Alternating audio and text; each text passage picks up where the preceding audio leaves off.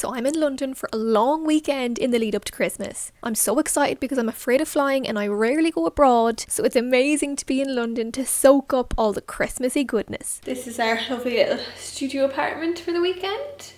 We're staying in, I don't know what the area is called, Elizabeth? Just out by Tottenham. Staying out near Tottenham. Lovely little apartment. Everything we could ever need except a window, because we have a window here but we can't open it because we're on the ground floor and everyone can see us. Outdoor caroling while the church bells are ringing. Come to King's Cross. Elizabeth was so excited to show me the Christmas tree, which is just here. But normally there's like that Harry Potter thing on a wall here. You've seen the picture, I'll put one up. The carriage. It's like the trolley going through the wall. Anyway, it's gone, so she can't show me that. And the Harry Potter shop. Buzzing to see it, and the Harry Potter shop's gone. Sorry, what was that? I got the wrong spot. I was like, I'm confused here. I was like, where is it? Okay, so I apologise for that rant and for giving out. She just had the wrong spot, God love her. We found it now. Anyway, we're gonna go to Harry Potter Studios today though, so let's go. Spreading peace, love and joy. We're gonna be. So yeah, I'm not queuing all day to get a picture at a trolley. But anyway, She calls herself Harry Potter fan. I've read all the books 18 times, Elizabeth. How many have you read? How many times? How many times? The chimneys clear and a witness. Oh, how the sky lights up, he's here. We're gonna get along. For the first Okay, so we just met at King's Cross. We're on our way to Houston to get a train. No, Houston. Houston to get a train to Harry Potter Studios, but you can't tell on camera, but it's actually snowing. It's literally snowing right now. I love if a piece of snow landed on my jacket so you can see. Can you see that behind me? I don't know if you can. It's getting heavier, Elizabeth. Oh my god, like, I literally said to Elizabeth, it was on the news in Ireland that there might be heavy snow in London. So I texted her straight away and I was like, imagine if we got snow in London for our Christmas weekend. Imagine we got snowed in London, so we couldn't get home. Like, you can't get any more Christmassy than being in London when it's snowing, and we're right beside a Christmas market right now. Are you shitting me? Shit, we gotta go though to the trip. Okay. Hold on, Elizabeth, I'm gonna cry. I'm gonna cry. Oh, look, the snow's there. What did we do to deserve this? One thing I loved about London is that there's not just like one place to go for markets, there's markets dotted all over the city. Now this is a trip on a budget, so I did not have money to spend on all this food, but I really wanted to because there was a bread and a cheese stand. I mean, how could you not? Anyway, we hopped on a train which brought us to Watford, which took us about half an hour, and when you're going to Harry Potter Studios, they have a bus that picks you up at the train station and it brings you to the location.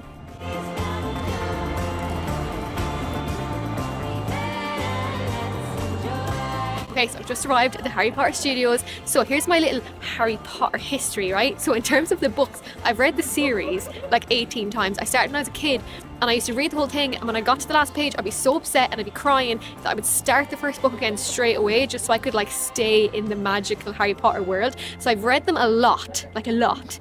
I'm not a huge fan of the movies, so I don't know what to make of this. Come here. She does like the movies. Also, I don't that She just like the This movies. is why I've read the first book so many times, because I just think like everything's all happy. Yeah. And everything. It's not necessarily the best book, but it's like still in like that vibe. They're still a little bit more upbeat. So like, I'm one of them kids that used to queue at the bookshop at midnight, even though I had school the next day when the new book was coming out. Like, I was big, right? So I don't know what. I'm really looking forward to it, but I don't know how I'm going to feel about it. Elizabeth's going to love it though. Yeah, she definitely will. I know Elizabeth's she will. been here, but she hasn't been here at Christmas. I haven't been here for like 10 years, guys. So 7 years maybe. we're going to go and see. Why is this lens dirty again? I just cleaned it. It's not dirty, is it? Look at the dirt on it. Oh, Jesus. So anyway, we're going to go in now.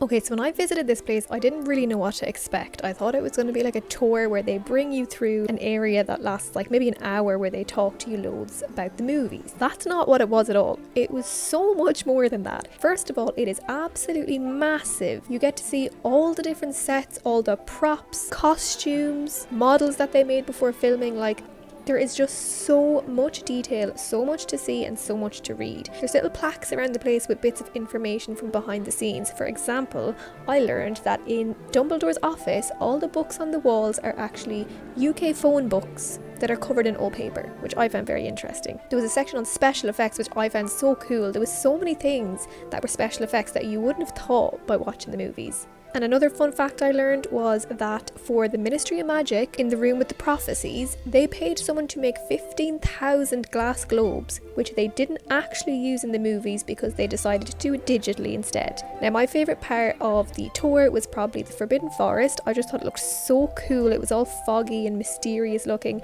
And then the second place that I loved was actually Gringotts Bank. But anyway, more on that later. God, it's very narrow in here.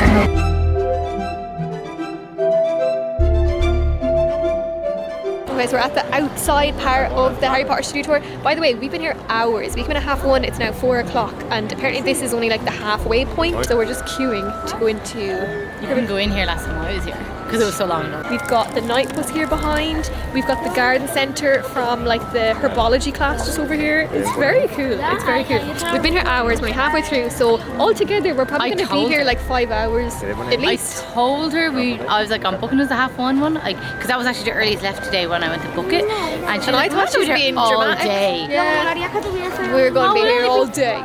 She said we'll only be here like 3 or 4 hours. I was like, I don't know. There are so many props around the place where you can get pictures, and we had so much fun with this. Halfway around the tour, there's a restaurant area with food, and you can get butterbeer, and at the moment there's so much Christmassy food there. It's so delicious. I got a vegan chili, so the chili's vegan, but the cheese is normal, which I really appreciated. And by the way, I kept getting so many compliments on my trousers. I accidentally caught this on camera. This is fun. I got them in a charity shop, but they're actually from, you know, Pretty Little Thing. Yeah, they're originally from there, so thank you.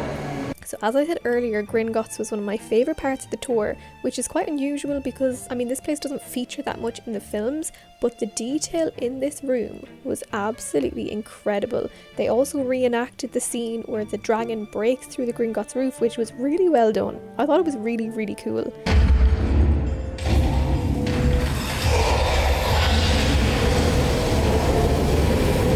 Now, I also loved that they had an area where they showed the artwork. Basically, artists drew what they saw when they read the books in order to come up with concepts for the different creatures and features in the movie. And I just thought it was incredible to see what these artists came up with from their imaginations. Now, the very end is the biggest reveal of all, and it is the Hogwarts Castle. And because it's Christmas, it is under snow. It is a sight to behold. It's absolutely beautiful. You get to see it under all different lighting conditions, as if it's like sunrise, sunset, nighttime, daytime, and it's just so goddamn beautiful. They're like playing the music and everything as well. It's a very emotional experience, I have to say. Okay, so we've reached the end of the Harry Potter studio tour, and I just want to say I do not recommend coming here on your period because I am on my period, and I've got to the last bit, which is the castle. The music is playing, it's snowing, and I just keep like randomly like crying. It's just making me very emotional. It's making me really sad. I don't want to leave because I don't want the like magic to be over. It's kind of like when you finish the books. So yeah, I don't recommend coming here on your period, okay? Claro.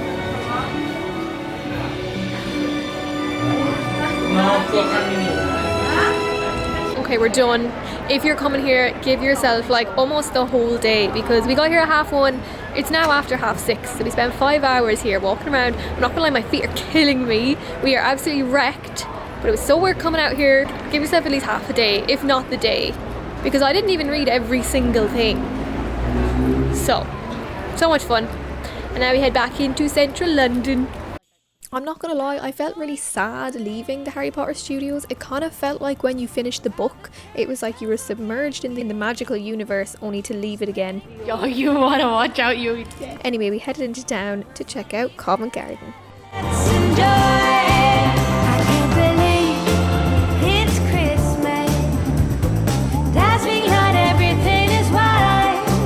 Oh, this Christmas, everything will work out fine. We're gonna get along. So Elizabeth has brought me to Covent Garden Market, right? And it's very Christmasified. It looks beautiful. Look at this tree behind me here. Stunning spot. It's quite late. It's 8 o'clock, so we're hungry. So we're gonna go get dinner. We don't have time to go back here tomorrow. We've no nights really after this. Yeah, so probably come back because it's really nice. But I feel like I don't have the energy to enjoy it, so we're gonna go for dinner. But like, look how stunning this is. By this stage of the night we were deliriously tired, so we went for food in an Italian restaurant. I'll leave the name on the screen because it was really affordable.